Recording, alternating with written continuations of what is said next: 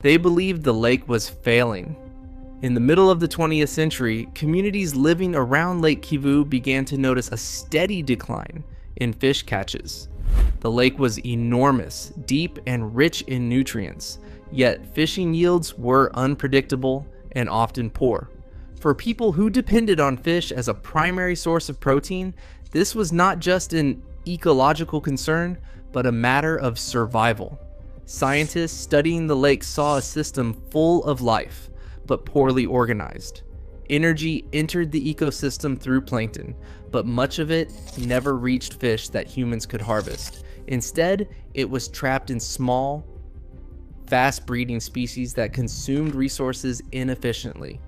The lake was productive, but unbalanced. The solution they proposed sounded reckless. They decided to introduce piranhas. Around 10,000 predatory fish were released into Lake Kivu. The decision immediately caused fear. Piranhas were infamous worldwide for their sharp teeth and violent reputation. Stories, often exaggerated, described animals being stripped to bone in minutes. Many locals believed the lake would become dangerous. Some thought swimming would become impossible.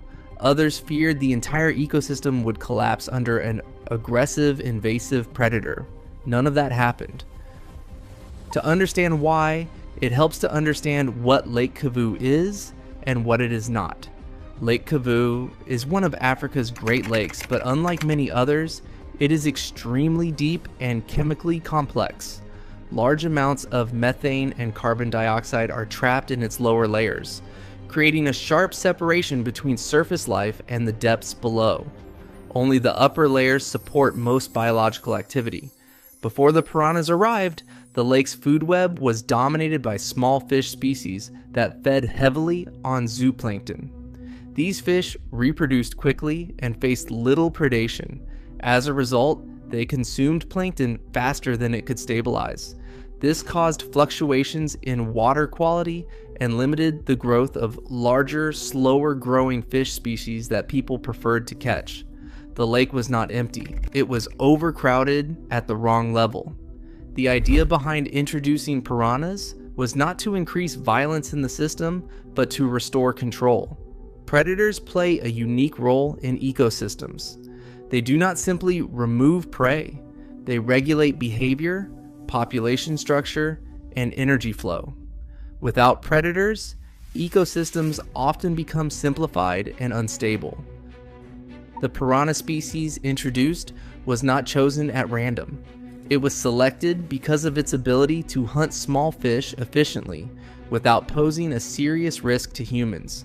Most of the individuals released were juveniles, spread across different areas of the lake to avoid sudden local dominance. At first, people waited for disaster. It never came. Reports of piranha attacks on humans remained extremely rare. The fish showed little interest in swimmers and stayed in areas where prey was abundant. Instead of attacking indiscriminately, they hunted smaller fish species that had previously multiplied without limits. This immediately changed the behavior of those fish. Schooling patterns shifted. Fish spent less time in open water. Feeding habits changed. Some species moved into deeper or more sheltered zones. Others declined in number. Importantly, the pressure on zooplankton eased. With fewer small fish consuming them, plankton populations became more stable. Instead of explosive blooms followed by crashes, plankton levels evened out. This improved water clarity and created more consistent conditions for growth throughout the food web. Energy began moving upward more efficiently. Larger fish species benefited first. With more stable food sources and less competition, they grew faster and reached larger sizes. Some species that had previously struggled to establish viable populations began reproducing more reliably. Fishing nets started filling more consistently, not with more fish overall, but with fish that were larger and more valuable. The piranhas had not increased productivity, they had reorganized it.